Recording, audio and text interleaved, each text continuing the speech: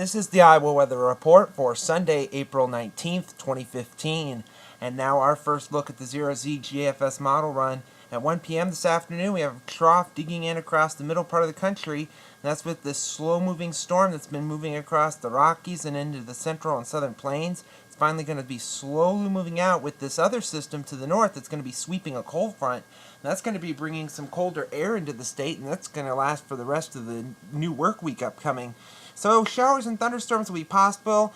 It'll be cloudy most of the day, highs in the 60s, maybe some 50s, and the 50s will really come here as we move into Monday and through most of Tuesday and then Wednesday as well.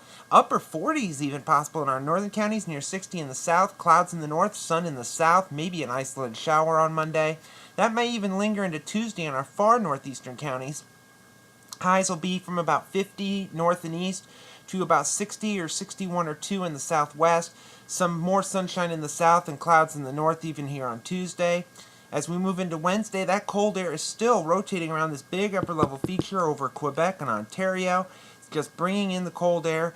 Be it lucky that it's April and not January, or we'd be looking back at the temperatures below zero again. But we could see some frost during this time, especially some of the mornings. Monday morning, maybe Tuesday morning, Wednesday morning.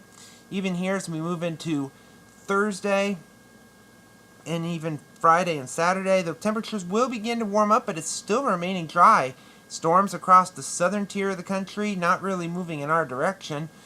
As we move here into Friday, you still see it's pretty much across the northeast, a little bit of rain, some mountain snow there. As we move into Saturday, though, a system is going to graze our southern counties with a little bit of precipitation, but as you can see, the best chances of precipitation will be well to our south, across Missouri, Arkansas, through the lower and middle Mississippi River Valley, down into the south. And you see, there's that big upper level feature we talked about. This is next Sunday over the pretty much southern Ontario and western Quebec. It's just spinning its wheels in that area, and the flow remains out of the north and west. So even as we move into next weekend, the temperatures look to cool back down.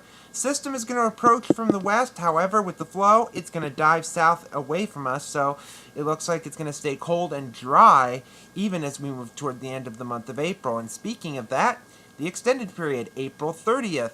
We have pretty much a zonal flow at this point. Disturbance over the western and central Great Lakes, especially up in the Canadian part, up here north of Sault Ste. Marie, Michigan. That could produce a little bit of precipitation, mainly in Canada. You can see pretty much from about Alberta and eastern British Columbia across the Rockies, and then straight across with this low pressure over Oklahoma, but you see, no moisture, very little if any. Maybe it scrapes the southern part of the state. And even at the end of the forecast, as we go to about the 4th or 5th of May, look at the flow. It's back out of the north and west again. The cold air is returning. Big system is moving off to our east. Has a lot of precipitation with it, but if we had gone back a couple of days, it'll show that very little of it will be crossing the state. So the next 1 to 2 weeks could be rather dry, and that could be good for farmers planting, but maybe not good after that.